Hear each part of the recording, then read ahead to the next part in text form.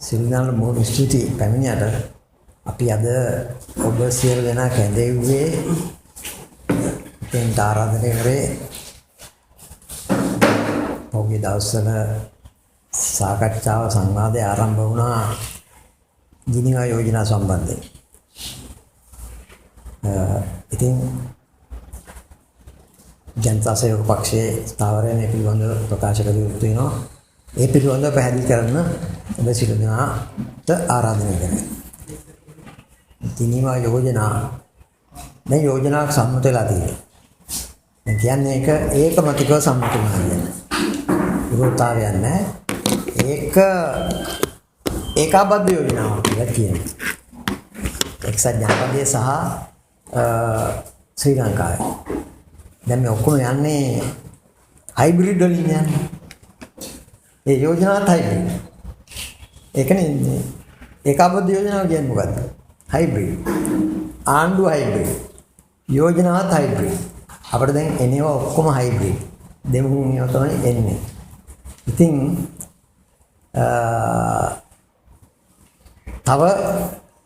තවත් මොනවා හයිබ්‍රිඩ් එකක් දන්නේ ඉදිරියේදී කොහොම වුණත් ඒ හයිබ්‍රිඩ් වෙද්දී අපිට දැනෙන දේ ප්‍රධාන කරම දැනෙන දේ තමයි මේ යෝජනා පිළිබඳව සංවාදය ඉතාම සුළුවෙන් රටේ තියෙන්නේ.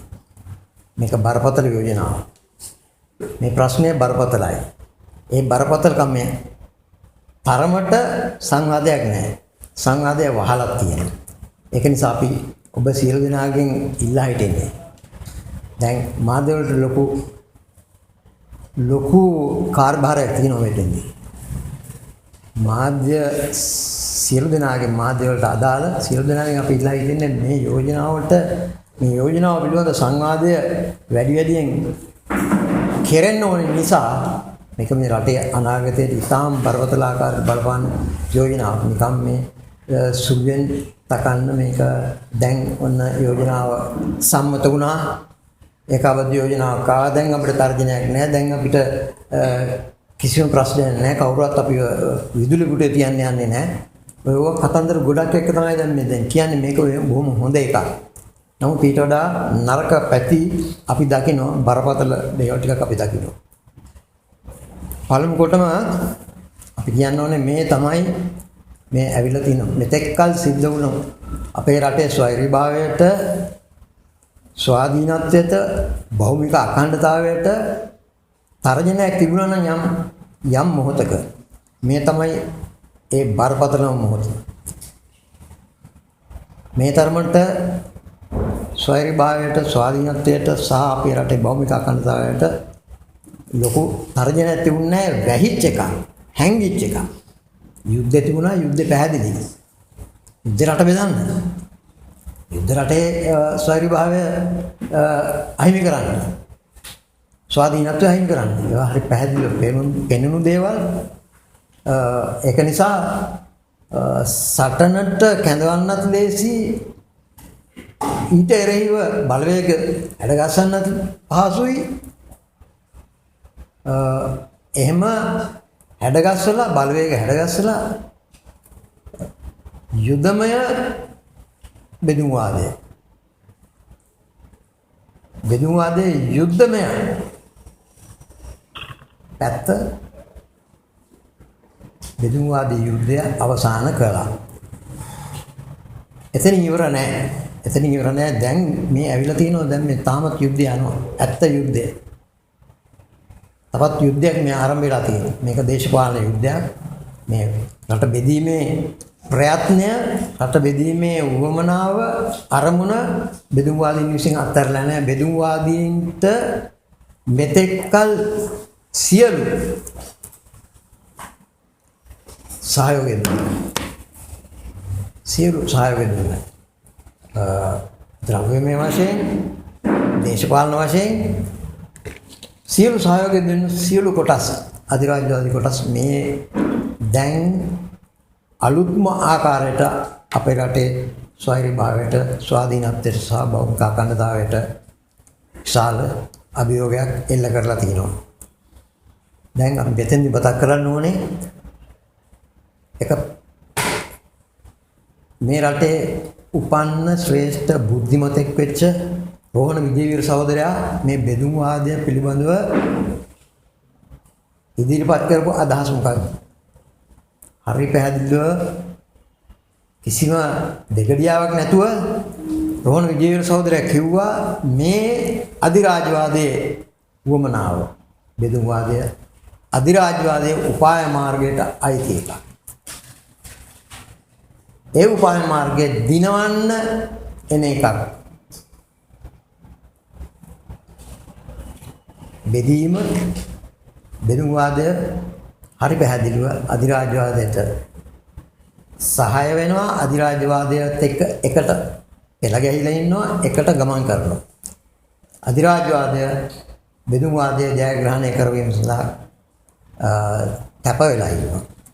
දැන් මේ අපිට පේන්න තියෙනවා මේ සිදුවෙන්නේ මේ මොහොතේ සිදුවෙන්නේ රෝහණ විජේවීර සහෝදරයා කිව්ව අනාවැකිය අද ඇත්ත වෙන්න ඔන්න මෙන්න කියලා තියෙන්නේ. නමුත් මේක පරාජය කළ යුතුයි. අපි පැහැදිලිව කියන්න ඕනේ මේ පරාජය කළ යුතුයි, පරාජය කළ හැකියි. මේ යෝජනා ගැන කිව්වොතින් මේ යෝජනා සංවාදය වෙන්න තිබුණේ පළමු කොටම ජිනීවාවල නෙවෙයි. පළමු කොටම සංවාදය වෙන්න තිබුණේ මේ රටේ, අපේ රටේ. මේ අපේ රටට අදාළ යෝජනාව. එතකොට මේ රටේ පාර්ලිමේන්තුව වග වෙන්නේ මේ රටේ ජනතාවට. එහෙනම් මේ රටේ ජනතාවට තමයි කියන්න ඕනේ පළමු කොටම. පාර්ලිමේන්තුවට කියන්න ඕනේ පළමු කොටම. ඉතින් මේ තවත් එකඟතාවයක් මේ ඇවිල්ලා තියෙනවා. මේකත් විදේශ මැදිහත් වීමෙන් ඇවිල්ලා තියෙන එකඟතාවයක්. අපිට මතකයි මේ වගේ එකඟතාවයන් ආපු අවස්ථා තිබුණා. දැන් මේ කතා කරනවා සර්වපාක්ෂික සමුළුවක් ගැන කතා කරනවා. මේ යෝජනා ගැන කතා කරනවා. මේ කාර්යයට අස්සය ගියාට පස්සේ ස්ථාලේ වහනවා වගේ එකක්. මේ උඩු යටි කුරු වෙලා තියෙන්නේ මේ රටේ ප්‍රජාතන්ත්‍රවාදය. එහෙම වෙන්න බෑ. දැන් මේ කියන්නේ යහපාලනයනේ.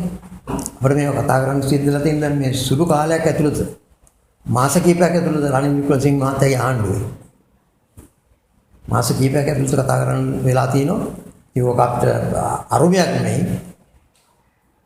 මේ රටේ ගිවිසුම් ගැන කතා කරොත් විශේෂයෙන් ජාතික ප්‍රශ්න පිළිබඳව ඉන්දු ලංකා ගිවිසුම ආවා.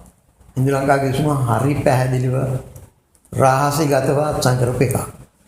රහසිගතව ඇමති මණ්ඩලය දන්නේ නැහැ. දැනගෙන හිටියේ නැහැ මේ ගිවිසුමක් තියෙනවා කියලා. රට දැනගෙන හිටියේ නැහැ. ඒ අත්සන්කරණයට විරුද්ධ එක ඇමතිවරයෙක් ජයසූරිය ඇමතිවරයා ඇමති මණ්ඩලයෙන් අසුණා ආණ්ඩුවට අයින් වුණා. ඒකට ඔන්න මේ සම්බන්ධ තිබුණු ඇතිවෙච්ච ගිවිසුම් වල අතීතය. ඊළඟට CFA එහෙම නැත්නම් මේ සටන් විරාම ගිවිසුම. සටන් විරාම ගිවිසුම රනිල් වික්‍රමසිංහ මහත්තයා සහ ප්‍රභාකරන් රනිල් ප්‍රභා ගිවිසුම කියලා අපි හඳුන්වන්නේ මේ කාලේ. ඒකත් රහසිගතව. ඔබ දන්නවා. පාර්ලිමේන්තුවේ සමහර ප්‍රශ්න කරා හෙට ගිවිසුමක් අත්සන් කරන්න යනවා නේද කියලා. ඒ වෙලාවෙත් විජිමු ලොකුබණ්ඩාර මහත්තයා මගේ මතකයේ හැටියට කතානායක පුටුවෙන් කිව්වේ නෑ එහෙම එකක් නෑ. අපි දන්නේ. ඇත්තයක් දැනගෙන හිටියේ නෑ. ඒකට රහස්‍යගත ගිවිසුමක් ඒක. ඒ ගිවිසුම් දෙකම පරාදයි, දෙකම අසාර්ථකයි. දෙකම මේ රටට අනර්ථකාරී ප්‍රතිඵල ගෙන ආපු ගිවිසුම්. රනිල් වික්‍රමසිංහ මහත්තයාගේ සටන් විරාම ගිවිසුම වෙනම රාජ්‍යයක් ඇති වෙන්න ඕනේ කරන තත්ත්වයන් බිහි කර ගැනීම සඳහා ප්‍රභාකරන්ට හොඳ ඉඩකඩක් දුන්නා. මතකයි කාටද? ඇතිවෙච්ච තත්ත්වය. ප්‍රභාකරන් හමුදා තුනක් හැදුවා, ත්‍රිවිධ හමුදාව හැදුවා, පොලිසිය හැදුවා, බැංකුව හැදුවා. ලොකු වැඩපිළිවෙලක් ගියා ඒ අවුරුදු දෙක ඇතුළත. ඒ අවුරුදු දෙක ඇතුළත. ජනතාව විමුක්ති කරන මගේ නායකත්වයෙන් හරි පැහැදිලිව ඊට එරෙහිව උද්ඝෝෂණ ඉදිරියට කරා. පාගමන් ඉදිරියට කරා. විශාල විරෝධයක් රට තුළ ඇති කරා. ඒ අනුව තමයි ඒ ප්‍රයත්න නැවතුනේ. ඒ ආණ්ඩුව විසිරුවා හරින්න පුළුවන් වුණේ චන්ද්‍රිකා කුමාරතුංග මහත්මියට. 2004 මහා මැතිවරණ කාවේ එහෙමයි. අවුරුදු 6 ආණ්ඩුව අවුරුදු දෙකෙන් ගෙදර ඇරියා. එහෙම හැකියාවක් මේ රටේ මහ ජනතාවට තිබුණා. මහ ජන සහයෝගය තිබුණා. එහෙම නැත්නම් අවුරුදු 6 අවුරුදු 6කට පත් වෙච්ච ආණ්ඩුවක අවුරුදු දෙකෙන් විසිරවන්න ඉන්න බෑනේ. ඉතින් නමුත් එහෙම කරා. ඉතින් දැන් උනත් එහෙම කරන්න බැරි වෙන්නේ නැහැ. ඉතින් ඔය සර්වපාක්ෂික සමුළු වල ඉතිහාසයත් කවුරුත් දන්නවා. මේ රටේ මාධ්‍ය දන්නවා. මේ රටේ ජනතාව දන්නවා. කිසි වැඩක් නැති එක. අපි මේ වාරෙත් කියනවා අපි මේ පිළිබඳව දකින්නේ ඊටාම මේක කිව්වොතින් දෙගඩියාවක් නැහැ. දෙගඩියාවක් නේ සැක නැතුව මේක අසාර්ථක වෙනවා. මේ ප්‍රශ්නේ සර්වපාක්ෂික සමුළුට යන්න තිබුණේ මීට කලින්. හොඳයි මෛත්‍රී සිරිසෙන් ජනාධිපතිතුමාත් එහෙම කරා නම් හොඳයි. ඉතින් ඒ නිසා දැන් ඉතින් මේ සොයන්න යන කාරණාවකට පහුගිය අවුරුදු 30 තුල සිදුවෙච්ච සිදුවීම්. මේ ප්‍රශ්නේ තියෙන රට ඉදිරියේ මේක සොයන්නනේ යන්නේ. හොඳයි ඒක සොයන එක හොඳයි. හැබැයි අමතක කරන්න බැරි දේවල් ටිකක් තියෙනවා. උතුරු නැගෙනහිර විතරක් නෙමෙයි ප්‍රශ්නයක් තිබුණා මුළු රටේම සිවිල් යුද්ධයක් තිබුණා. ඒ සිවිල් යුද්ධය ගෙනාවේ එක්සත් ජාතික පක්ෂය. එක්සත් ජාතික පක්ෂයේ නායකයෝ රනිල් වික්‍රමසිංහ මහත්තයාත් ඇතුළුව මේ රටේ ජනතාවට වග වෙන්න ඕනේ. වග කියන්න ඕනේ. වග වෙන්න ඕනේ අය ඕන. එතකොට දැන් මේ උතුරයි නැගෙනහිරයි පිළිබඳව පමණක් කතා කරන තත්ත්වයක් අපිට පේනවා.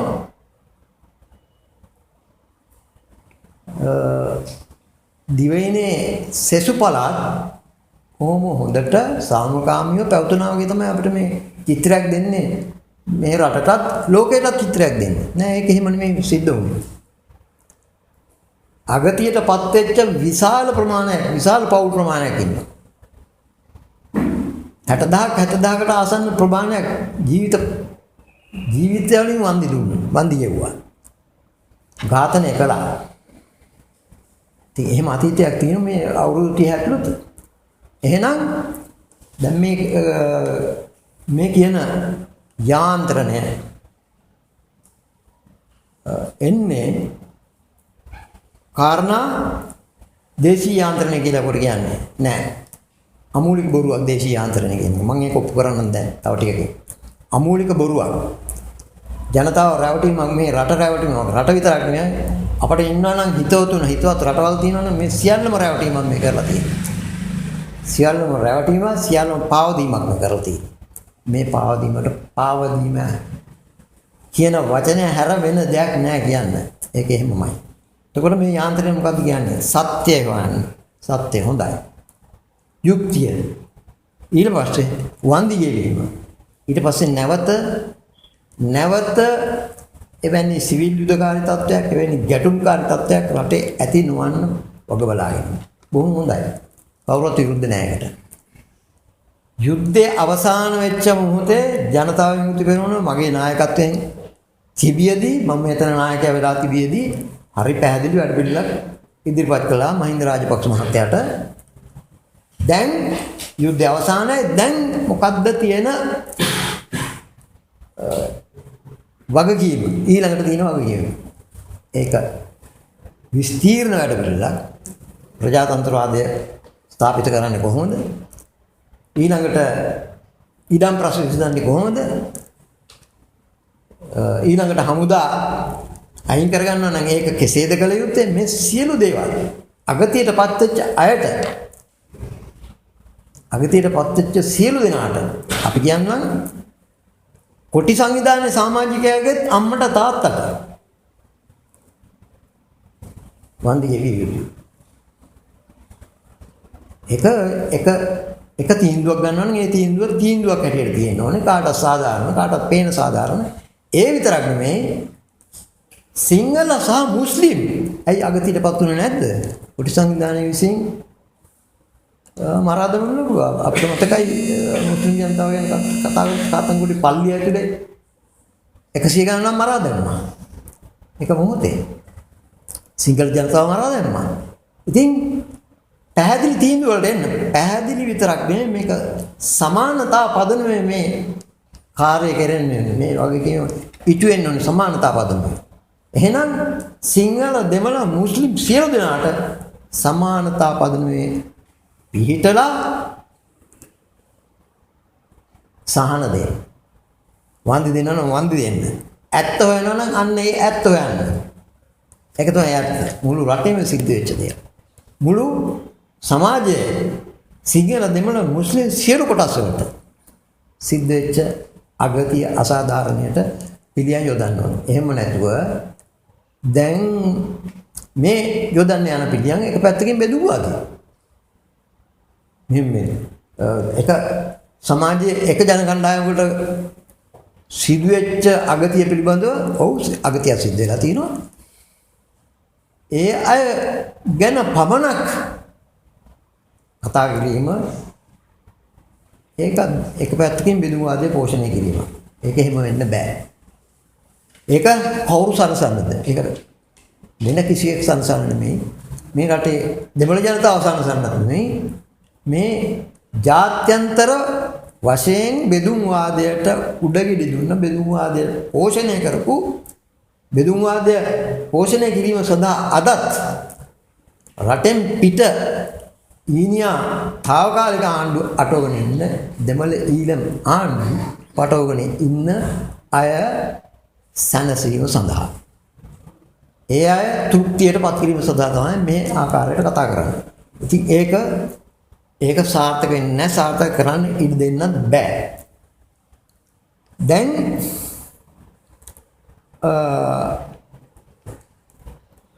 දැන් ජිනීවා යෝජනාවේ අපි කිව්වා දැන් ටිකට ඉස්සෙල්ලා කොහොමද මේ මැදිහත් වීම එන්නේ? හරි පැහැදිලිව මේ දෙමුහුම් යෝජනාව මේ හයිබ්‍රිඩ් යෝජනාව මේ රට මෙතෙක් ප්‍රතික්ෂේප කරපු විදේශ මැදිහත් වීම ගේනවා. මේක සාර්ථක කරොත්. මේක සාර්ථක වුණොත් මේක සාර්ථක වීමට ඉඩ දුන්නොත් ඒක එහෙම වෙනවා. කොහොමද? දැන් යෝජනාව හැටියට එනවා අලුත් ව්‍යවස්ථා යනවා. දැන් ඒක සාකච්ඡාවට භාජනය වෙනවා. ඊළඟට අපි දකිනවා මෙන්න මෙහෙම යෝජනාව. මේ යෝජනාවේ තියෙනවා හරි පැහැදිලි අධිකරණය. අලුත් අධිකරණය. ඒ වගේම සමාන්තර අධිකරණය. සමාන්තර අධිකරණ ක්‍රමයක් මේ යෝජනාව හැටියට රටේ ස්ථාපිත වෙනවා. ඇයි එහෙම වෙන්නේ? දැන් මේ දේශීය යාන්ත්‍රණය ගැන කතා කරන්නේ. මේ පරිශීලන පවත්වන දේශීය කොමිසමක් ගැන කතා කරන්නේ. දේශීය යාන්ත්‍රණය ගැන කතා කරන්නේ. දැන් දේශීය යාන්ත්‍රණය ගැන කතා කරද්දී බලවත් රටවල් ඇමරිකා එක්සත් ජනපදය අධිරාජ්‍යවාදී රටවල් බල කරන දෙයක් තියෙනවා. මේක අධීක්ෂණය කරන්න ඕනේ. මේක හරියට කරනවද මොකක්ද කියලා අධීක්ෂණය කරන්න. කවුද ඒක කරන්නේ? ඒක කරන්නේ දේශීය යාන්ත්‍රණ තියෙනවා. ඒක කරන්නේ මේ රටේ කවුරුද? නෑ. ඒක බාර දෙන්නේ. ඒක අනිවාර්යෙන් බාර දෙන්නේ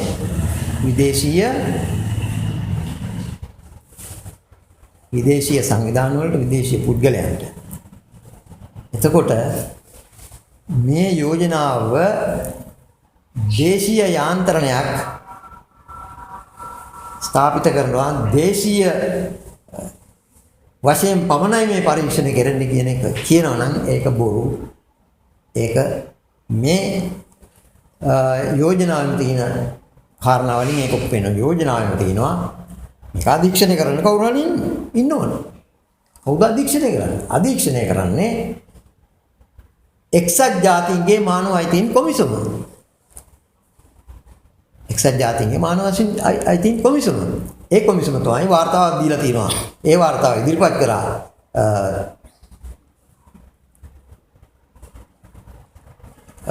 මානව අයිතීන් කමිටුවේ සභාපතිතුමා ඉදිරිපත් කරා කමිටුවට. එතකොට මෙන්න මේ අධීක්ෂණය කරන්නේ මේ නිරීක්ෂණය කරන්නේ මේක හරියට කරනවද කියලා බලන්නේ වෙන කවුරුත් නෙවෙයි එක්සත් ජාතීන්ගේ මානව අයිතීන් කොමිසම. ඉතින් එක්සත් ජාතීන්ගේ මානව අයිතීන් කොමිසම කාලයක් තිස්සේ ඉල්ලලා බල කරලා මේක පිටවන්න ඉඩ දෙන්නේ කියලා බල කරලා කියපු දෙයක් තමයි මේ දැන් සිදු වෙන්නේ යන්නේ. ඔබට මතක තියෙන්න ඕනේ මේ බල කිරීමම තමයි ලුයිස් ආබ මහත්මිය මෙහෙට මගේ හිතේ 2008 ලංකාවට ආපු වෙලාවේ 2008 හෝ 8 ලංකාවට ආපු වෙලාවේ කළේ. එතුමිය ඊටාම කරකශ විදියට ආණ්ඩුවට බල කරගෙන හිටියා. ආණ්ඩුව ඒකට හරියට දෙගඩියාවෙන් තොරව කෙලින් ඉඳගෙන ඍජුව උත්තර දුන්නේ නැහැ.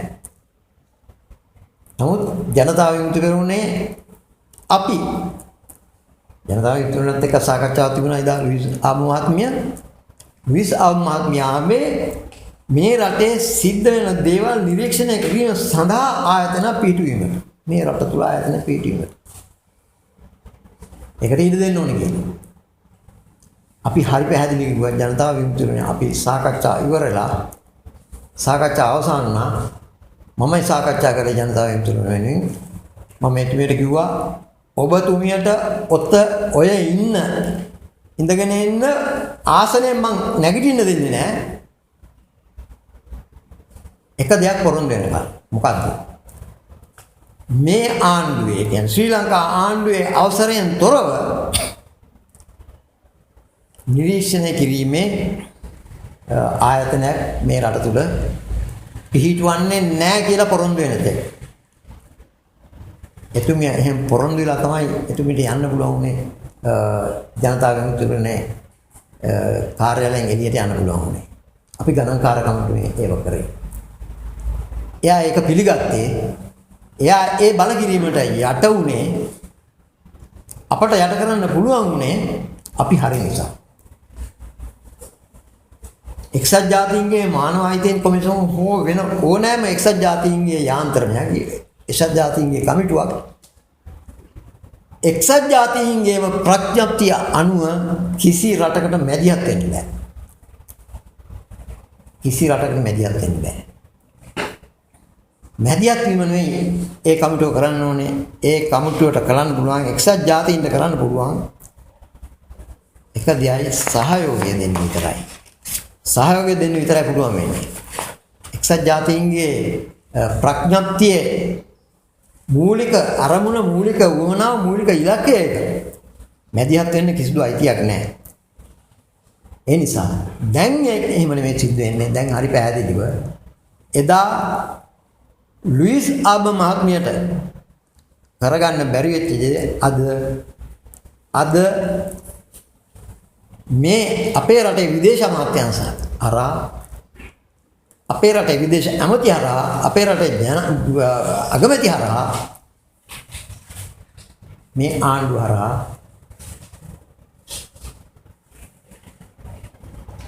එක්සත් ජනපද අධිරාජ්‍යවාදයේ ඉටු කරගෙන තියෙනවා. එක්සත් ජනපද අධිරාජ්‍යවාදයට ඕනේ කරලා තිබුණේ ඕක. දැන් අපේ රටේ යාන්ත්‍රණයක් හදනවා නම් ඒ හදන යාන්ත්‍රණයට කවුද මුදල් දෙන්නේ? කොහෙන්ද මුදල්? මුදල් එන්නේ එක්ක එක්සත් ජනපදයෙන් නැත්නම් අනිත් පොසත් රටවල් වලින්. එහෙමත් නැත්නම් Human Rights Watch. ඒත් එක්සත් ජනපදයේ සංවිධානයක් එක්සත් ජනපදයේ වක්‍ර ලෙස අර මුදල් පොම්ප මෙන්න එතෙන්ට ඒ මුදල් වලින් තමයි මෙතෙක්කල් මුළු ලෝකෙම මානව අයිතීන් ගැන කතා කරන්නේ. අන්න ඒ අය තමයි දැන් මේකට නැදියත් වෙලා මුදල් සපයන්න බවට පත් වෙනවා. එතකොට ඒ අය තමයි තීරණාත්මක පුද්ගලයෝ වෙන්නේ, තීරණාත්මක සංවිධානය වෙන්නේ අපේ රටේ අභ්‍යන්තර ප්‍රශ්නයට. ඒ නිසා කාටවත් වළක්වන්න කෙනෙක් නැහැ දැන්. වළක්වන්න කෙනෙක් නැහැ. මේ වෙනකොටත් පිළි අරගෙන ඉවරයි ඒ මැදිහත් වීම. විදේශ මැදිහත් වීම මේ වෙනකොටත් පිළි අරගෙන ඉවරයි. ඉතින් අපි කියන්නේ නැවත නැවතත් කියන්නේ එක්සත් ජාතීන්ගේ මානව අයිතීන් කොමිසමට තියෙන්නේ මැදිහත් වීමේ බලයක් නෙවෙයි. ප්‍රඥප්තිය එහෙම එකක් නැහැ. ප්‍රඥප්තිය අනුව මැදිහත් වීම නෙවෙයි සහයෝගයේ බලපෑම තියෙන්නේ. දැන් මේ යෝජනාවක් ආවා. දැන් එක්සත් ජනපදයේ කියනවා ඇමරිකා එක්සත් ජනපදයේ කියනවා අපි මේ සහයෝගයට මේ ඇවිල්ලා තියෙන්නේ. සහයෝගයට මිත්‍රත්වය උඩ මේ ඇවිල්ලා තියෙන්නේ. නෑ අමූලික බොරු. මිත්‍රත්වය නම් කරන්න තියෙන්නේ වෙන මොකක්වත් නෙමෙයි. කිසිදු යෝජනාවක් ගේන්න නැතුව ඉන්න එක. දිනව මානවයිකෙන් කමිටුවට. යෝජනාව ඉතිහාසයක් තියෙනවා. පෞද්ගලික යෝජනාව නරකම යෝජනාවක්. ඒක මතු පිටින්ම නරකයි. දැන් මේ නරක වහලා තිනවා අයිසින් sugar දාලා වහලා තිනවා. මේ තිත්ත කසායක් එන්නේ. සීනි දාලා බොන්න. සීනි දැම්මත් ඒක තිත්තයි. ඒක හරි පැහැදිලි. ඒ නිසා දැන් මේ එන යෝජනාව ගත්තොත් මේ රටට සහයෝගයට ගෙන අපි ගන්න නෙවෙයි. මේ රටේ ජනතාවට ඒක පැහැදිලි කරලා දෙන්න. මුලා වෙන්න එපා. මේ රටේ ජනතාව රැවටෙන්න ඕනේ නැහැ. එක්සත් ජනපදය මේ රටට සහයෝගය දෙන්න එන්නේ. මේ එන්නේ ඒගොල්ලන්ගේ ජාතික උවමනාවන් එක්සත් ජනපදයේ උවමනාවන් අවශ්‍යතාවන් ඉටු කර ගැනීම සඳහා. ඒක පැහැදිලිව අපි කියනවා.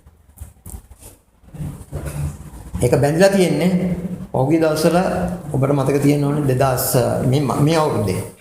මේ අවුරුද්දේම ආවා ජෝන් කෙරි මේ මාසේ ආවා. මේ මාසේ ඇවිල්ලා කරෝ එක ප්‍රකාශයක් තියෙනවා. ඒ ප්‍රකාශයේ තියෙන කොටස් ගත්තාම මෙන්න මේ යෝජනාවත් එක්ක ඒක අමුණලා එකට බලන්න ඕනේ. මේ ඒගොල්ලන්ගේ පේලි අතර තියෙන මොනවද කියලා කියවන්න ඕනේ. තේරුම් ගන්න ඕනේ. මේ යෝජනාවත් එක්ක එකට ඇමිනෙනවා දැන් මේ දේවල් මොනවද? එයා කියනවා මෙන්න මෙහෙම කතාවක්. 2015 මැයි මාසේ. ඔබේ රට ශ්‍රී ලංකාව පිට තිබෙන්නේ උපාය මාර්ග වශයෙන් තාම තීරණාත්මක තැනක. ඔබ ඉන්නේ දකුණු ආසියාව, අප්‍රිකාව සහ නැගෙනහිර ආසියාව වට කරගෙන. ඒ වටේ තියෙන රටවල්. ඒක ජෝන් කෙරිට බෙහෙන්න ඕනේ. ජෝන් කෙරි ඒ පිළිබඳව අදහසක් තියෙන නිසා. ගුණන්ට ඒකට ලංකාවේ උපාය මාර්ග වශයෙන් වැදගත් තැනක් කියන එක පේනවා. මෙන්න මේ තැන පිටලා තියෙන නිසා. ඊළඟට කියන දෙයක් තියෙනවා. මේ ශ්‍රී ලංකාව පිටා තිබෙන්නේ ඉන්දියන් සාගරය. ඒ ඉන්දියන් සාගරයේ තියෙන වැදගත්කම මොකක්ද? ඉන්දියන් සාගරය තමයි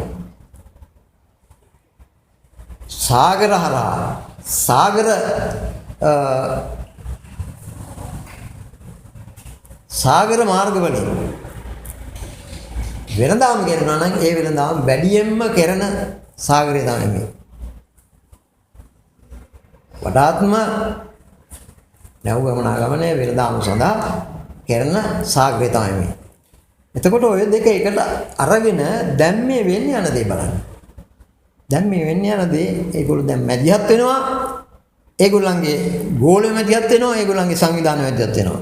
එක්සත් ජනපදයයි එක්සත් ජාතීන්ගේ සංවිධානයයි දෙකක් නෙමෙයි එකක්. ඒක දැන් කාලයක් තිස්සේ පේන තියෙන දෙයක්. UN කියන්නේ US. UN සමානයි US. US සමානයි UN. ඔක තමයි තීන සූත්‍රය. දැන් මේ මානව අයිති රකින්න කතා කරන එක්සත් ජනපදයේ. පෙරේදා නැත්තම් පළමුදා ඔබ දැක්ක පත්තරවල ඇෆ්ගනිස්තානයේ බෝම්බ දැම්මා රෝහලට. ඔක්කොම සුනේසුම්. මොන මානවයිතින් රකින්න. කවුද මේකට ගේන්නේ යාන්ත්‍රණයක්? වගවීමට යාන්ත්‍රණයක් ගේන්නේ කවුද? යුක්ත ඉෂ්ට කිරීමට කවුද යාන්ත්‍රණයක් ගේන්නේ? කොයි යෝජනාව? මේගොල්ලෝ මේ අපිට මානව ඉතින් දෙන්නේ. මානව ඉතින් තහවුරු කරන්නේ මේ රටට. නෑ මේක හරි පැහැදිලි. අන්න අර කියපු ශ්‍රී ලංකාවේ උපාය මාර්ගයක වැදගත්කම දැන් මේ යෝජනාවත් එක්ක එකට ගැට ගැහිලා තියෙනවා. මේවා සිද්ධ වුණාට පස්සේ තමයි පේන්නේ සමහරුන්ට පේන්නේ එහෙමයි. දැන් අපි දකින්නේ එක්සත් ජාතික පක්ෂය කවදත් ඇමරිකා එක්සත් ජනපදයේත් එක්ක හිටපු පක්ෂයක්. ඒකට අලුතෙන් උගන්වන්න ඕනේ එක්සත් ජනපදයේත් එක්ක ඉන්න ඕනේ හැටි. එහෙම ඉන්නවා ආසාවෙන් ඉන්නවා ජී.ආර්. ජයවර්ධන මහත්තයා කිව්වේ යන්කිඩිගේ කියලා. දැන් ඉතින් අපිට යන්කිඩිගේ ජූනියර් කෙනෙකුත් ඉන්නවද කියලා තමයි අහන්න තියෙන ප්‍රශ්නේ. එහෙම තමයි පේන්නේ. යන්කිඩිගේ ජූනියර් අනිල් වික්‍රමසිංහ.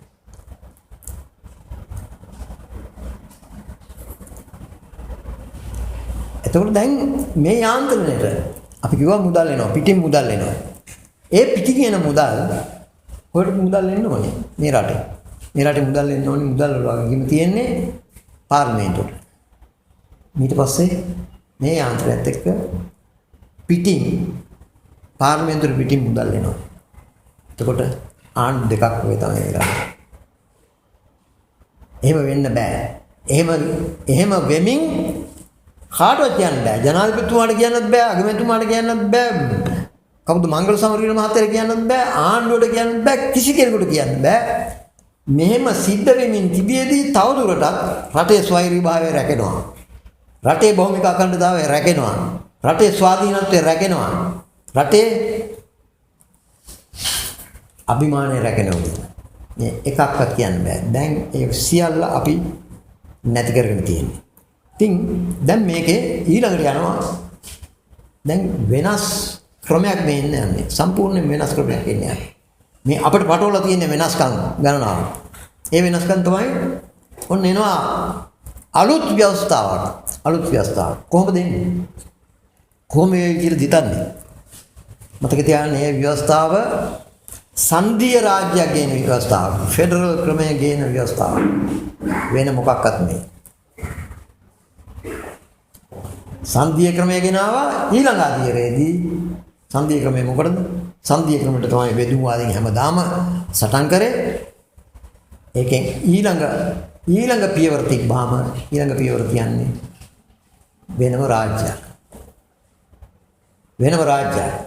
වෙනම රාජ්‍යයක් සඳහා දැනට සටන් කරමින් ඉන්න දැනට උද්ඝෝෂණය කරමින් ඉන්න දැනට ජාත්‍යන්තර උද්ඝෝෂණයක් ගෙනියන සියලු දෙනා ඉන්නේ එක්සත් ජනපදයේ ආශිර්වාදයේ මැද්දේ. ඒ සියලු දෙනාගේ ඕනෑපකම් ඉෂ්ට වෙන යෝජනාවක් එනවා. ඊට පස්සේ දේශපාලන වෙනස් වෙනවා මේ රටේ. වෙනස් කරනවා. බලහත්කාරයෙන් වෙනස් කරනවා. මේක මේ ප්‍රජාතන්ත්‍රවාදය නෙමෙයි. මේ බලහත්කාරයෙන් වෙනස් කිරීම. ව්‍යවස්ථාවක් ගේන්නේ අලුත් ව්‍යවස්ථාවක් ගේන්නේ බලහත්කාරය. ඒකීය රාජ්‍යයේ ඉඳලා වෙන ක්‍රමයකට යනවා සංධීය රාජ්‍යයට යනවා වෙන ක්‍රමයක්. බලහත්කාරයෙන් ක්‍රමයේ වෙනසක්. අධිකරණ දෙකක් ඒක බලහත්කාරය. ඒ අධිකරණ විනිශ්චයකාරයෙ පිටින් එනායක් ඉන්නවා ඒක පිළිඅරගෙන තිනවා. ඒකට සීල පහසුකම් පිටින්. එතකොට ඔන්න සිදුවේගෙන යන වෙනස්කම් මේ රටේ දැන් අපි නොදැනුවත් වෙනස්කම් සිදුවේගෙන යමින් තියෙන්නේ.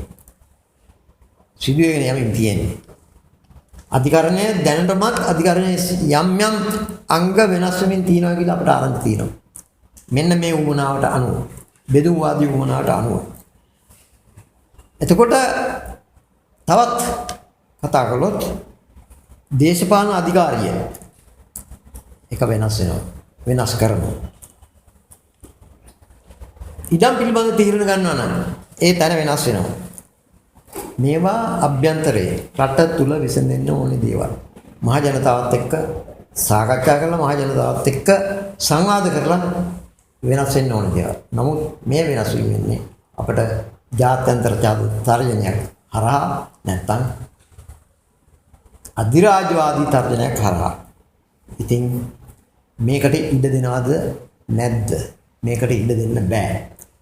ඉඩ නොදිය යුතුයි. ඉඩ දෙනවා කියලා කියන්නේ මේ රට බෙදී විසිරී යාමට සැලැස්වීම. ඊළඟට ජාතික ආරක්ෂාව. ජාතික ආරක්ෂාව බරපතල තර්ජනයකට ලක් කරලා තියෙනවා. ලක් කරන්න යනවා මොකද මේ කතා කරනවානේ ඩීමිලිටරයිස්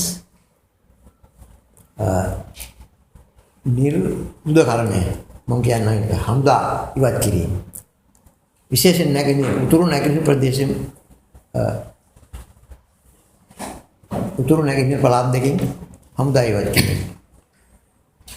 මේකේ අසීමිතව ඒ ඉවත් කිරීමට යනවා. එතකොට මොකද්ද මේ රටේ ආරක්ෂාවට එන්නේ? අපේ රටේ වෙරළෙන් 3/2ක් කිසිදු ආරක්ෂාවක් නැතුව පිටින් එන ආක්‍රමණ වලට ගොදුරු වෙච්ච තරම් බවට පත් වෙනවා මේ ශ්‍රී ලංකාව අසමත් වෙනවා යම් දිනක පිටින් එන ආක්‍රමණ පරාජය කිරීමට. ඉතින් ඔය ප්‍රශ්නේ තියෙනවා. එතකොට අපි කිව්වා අධිකරණ දේශපාලන මේ සියලු පැතිවල වෙනස්කම් තමයි මේකෙන් බලාපොරොත්තු වෙන්නේ මෙතෙක් තිබුණු තත්ත්වය සම්පූර්ණයෙන් වෙනස් කිරීම. ඒක අධිරාජ්‍යවාදයට අවශ්‍ය විදියට ජාත්‍යන්තරයට අවශ්‍ය විදියට රටේ වෙනස් කිරීම.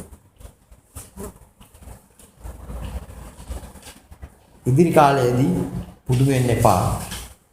දැන් අපි දන්නවා ඇමරිකාවේ එක්සත් ජනපදය ඇමරිකන් අධිරාජ්‍යවාදයේ ප්‍රමුඛ මුළු මහත් අධිරාජ්‍යවාදය යුද්ධේ බර අනිත් රටවල් වල පාටවල තිනවා. ඒකේ තවත් එක රටක් බවට පත් වේ ශ්‍රී ලංකාව. ඒකත් එක අදහසක් හැටියට තියෙනවා. ඉතින් දැන් මේ හරි පැහැදිලි මේ අපේ රටේ බිඳී විසිරී යාමේ ආරම්භයක් මෙතියේ. ඒ ආරම්භයේදීම මේක පරාජය කළ යුතු තියෙනවා. මේ ආරම්භයේදී ඒ කියවෙනකොට ෆෙඩරල් එනවා ඊළඟට දෙමළ ඊළම එනවා. ඔක තමයි ගම මාර්ගය.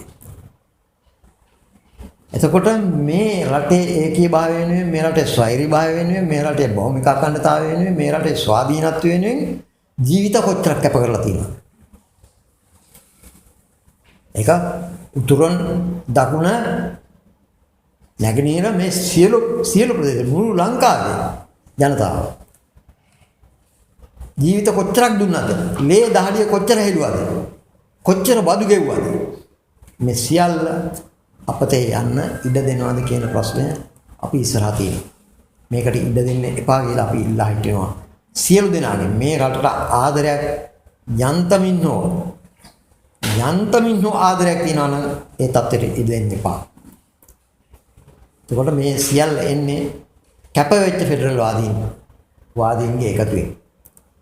රනිල් පුරුෂසිංහ මහත්තයා කැපවෙච්ච ප්‍රකාශිත පිළිගත් ෆෙඩරල් වාදය.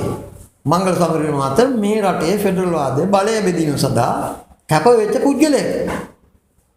ඉස්සර තිබුණානේ නේද සුදු නෙළුම අර වක්කේවා ඉදිරියට ගෙනිච්චා. ඉතින් ඊළඟට බලය බෙදීම ගැන කතා කරනවා උතුරේ බෙදුම් වාදී. මේ සියලු දෙනා එක තැනකට එකට රොක් වෙලා තිනවා රාංචු ගැසිලා තිනවා.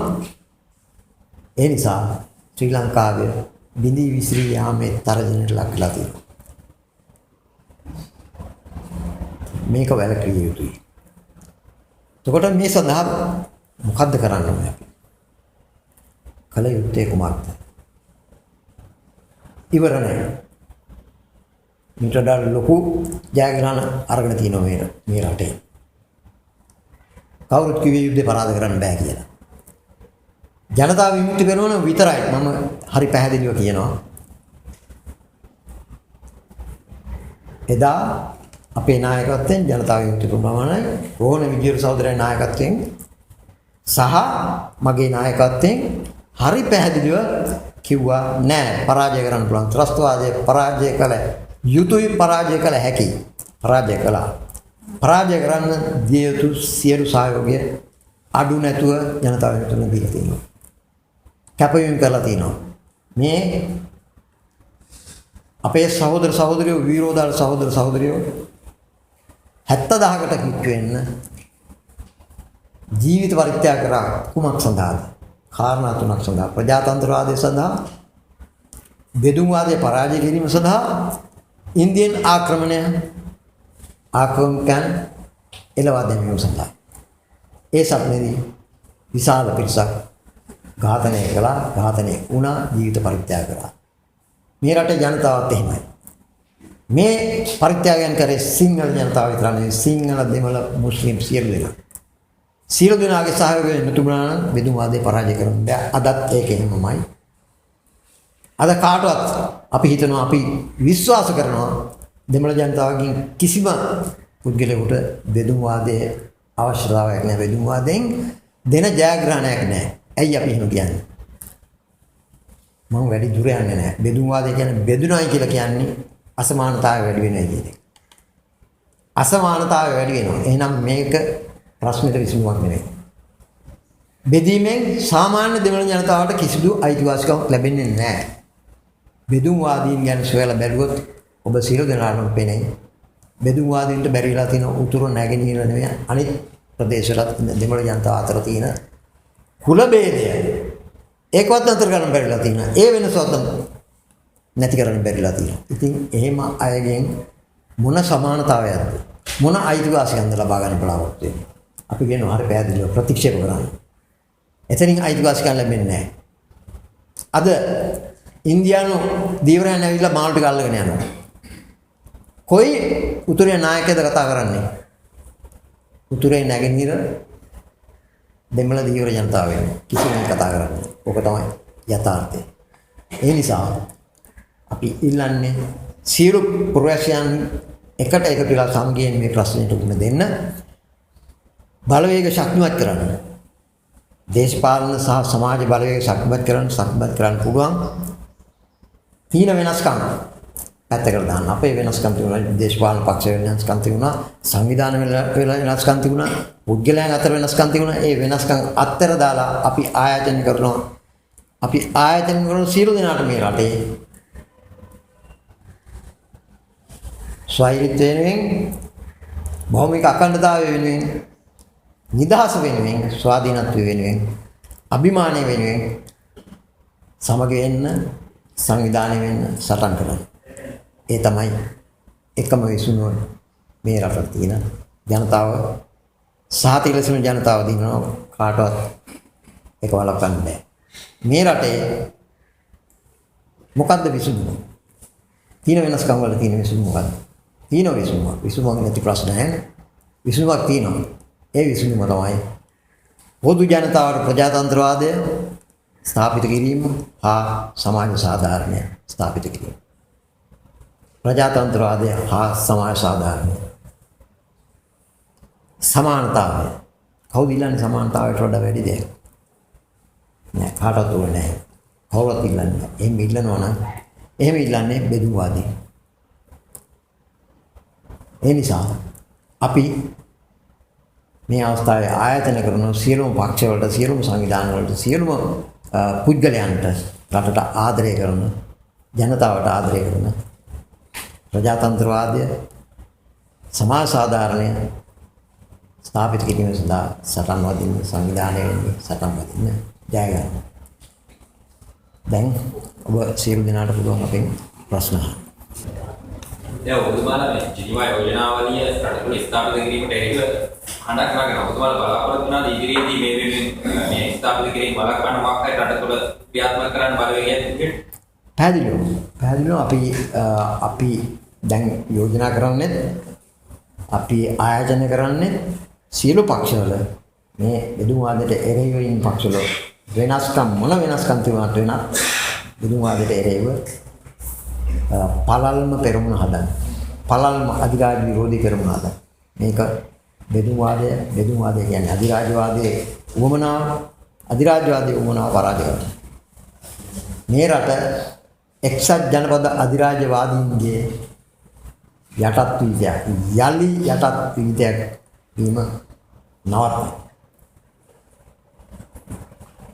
මේ වෙන කිසිවක් නෙමෙයි, මේ ක්‍රියාදාමය යලි යටත් වීද කරන ක්‍රියාදාමය නිසා වෙන මොකක්ද?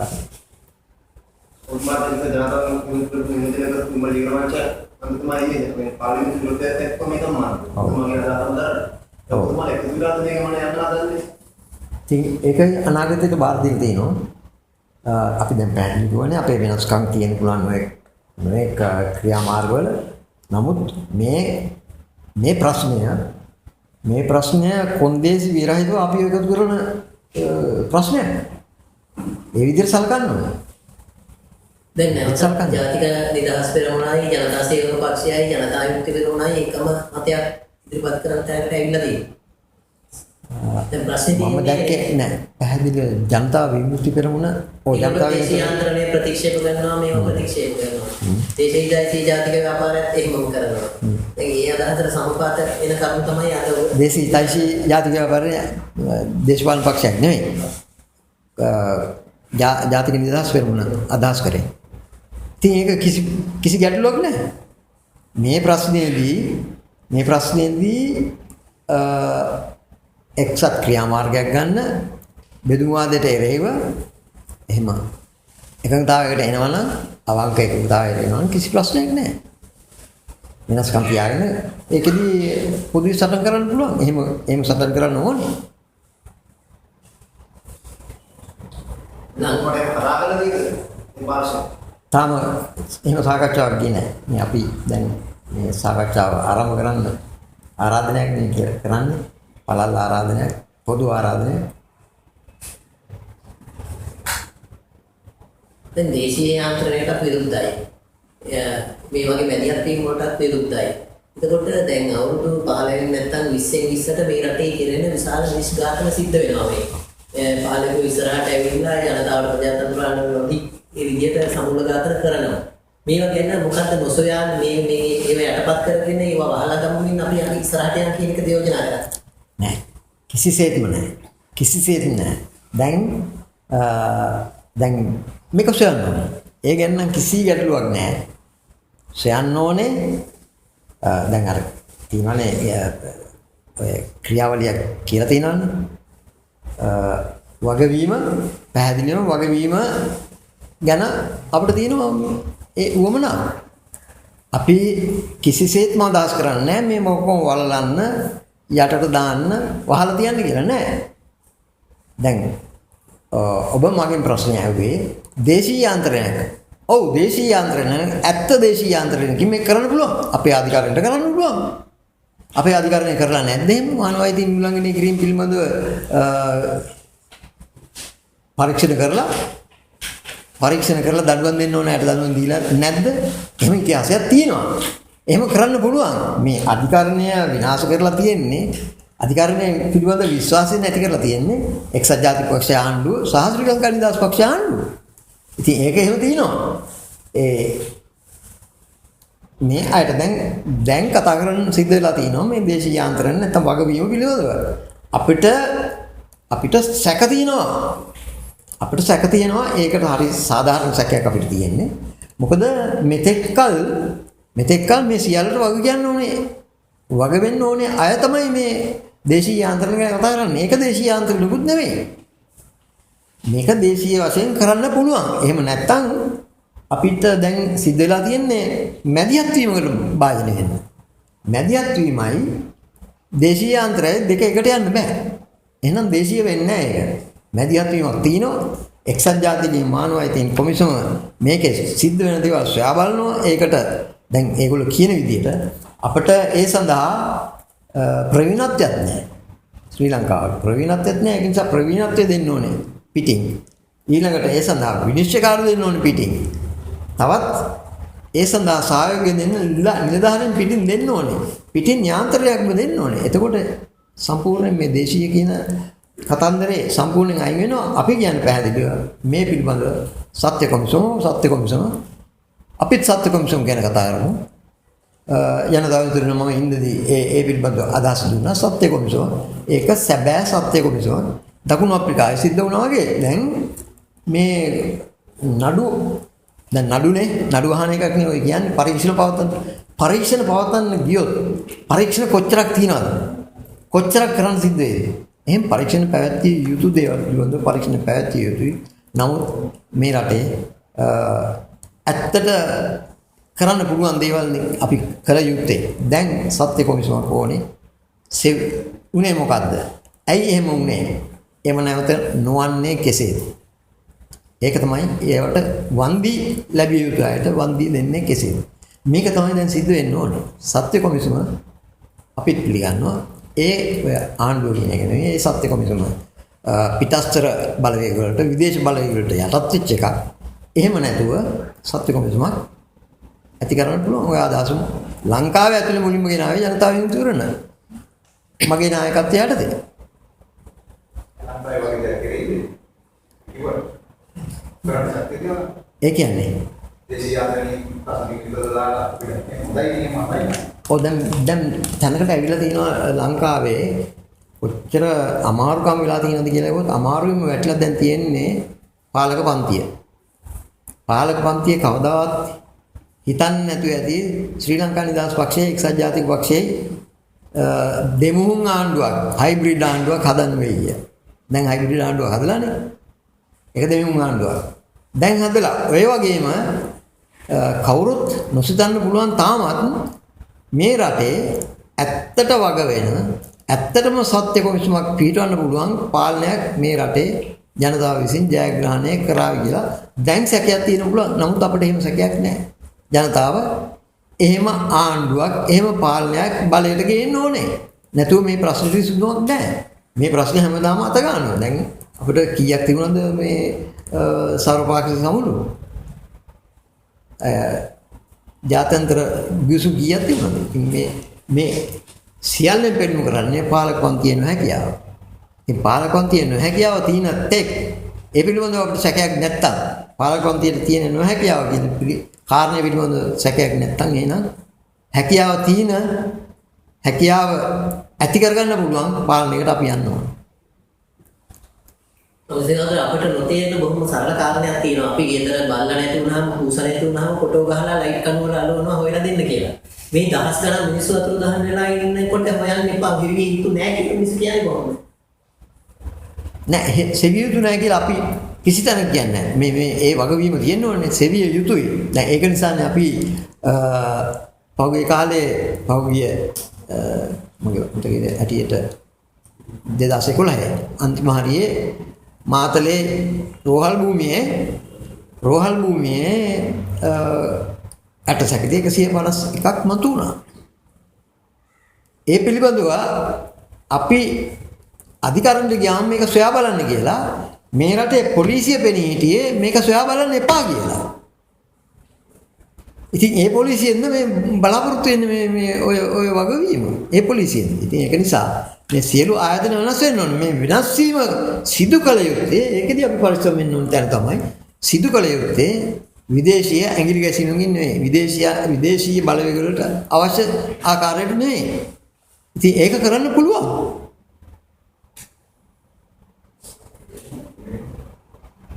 ඒ වැඩේකව අනිත් වැඩේකව දෙකම විදේශී මැදිහත් වීමෙන් තමයි කරන්නේ. කවුරු මැදිහත් වීමෙන්ද? විදේශී මැදිහත් වීමෙන් තමයි නම් මැදිහත් කියනවා ට්‍රයිල් එකේ මේක ගෙවලා දාන්නේ. නෑ ඕකනේ අපි දැක්කේ මෙච්චර කල්. ඔය අපි දැක්ක දේනේ කතා කරන්නේ. සාමාන්‍යයෙන් අපිට පුළුවන් දැක්ක දේ ගැන විශ්වාසය තියලා කතා කරන්න 100% විශ්වාසය තියන්නේ එහෙම. නමුත් නොදැක්ක දේවල් තියෙනවා. නොදැක්ක දේවල් වෙනවා. නොදැක්ක දේවල් වෙන්න පුළුවන්. නොදැක්ක දේවල් වෙන්න පුළුවන්. ඒ නිසා අපි විශ්වාසය තියන්න ඕනේ. මහ ජනතාව කෙරේ විශ්වාසය තියන්න ඕනේ.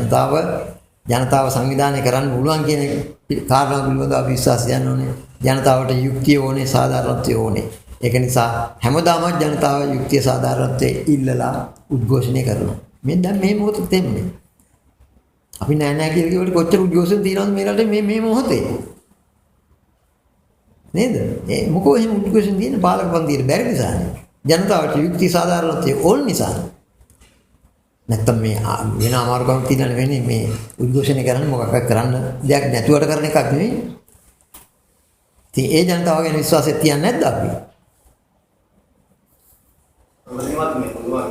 ගන්න ඉතින් බලපාලන දිනනේ නෝ මොනවද පක්ෂවල දුගාන සංගාමන තියෙනවා. ඔව් දැන් අපි කතා කරගෙන යනවා තව පක්ෂත් එක්ක. අපි උදාහරණ තාම මාස තුනේ අපේ පක්ෂයට. ඒ මාස තුන මහ විශාල පක්ෂයක් වෙන්න බෑනේ අපිට තනිව තරඟ කරන්න. අපි තරඟ කරනවා තවත් තවත් පක්ෂත් එක්ක එහෙම පළල් කරනවා හදන්න අපි අමාත්‍ය පක්ෂ දැනන්න වෙන වාමාංශික අදහස් තියෙන අය තමයි වෙනත් අයත් එක්ක අපි පැහැදිලිව කියන්නම් ශ්‍රී ලංකා නිදහස් පක්ෂයයි එක්සත් ජාතික පක්ෂයයි නැත්නම් ඒ හා සමාන පක්ෂත් එක්ක සාකච්ඡාවට යමුනා කරන්නේ. එයාත් එක්ක සාකච්ඡා කරලා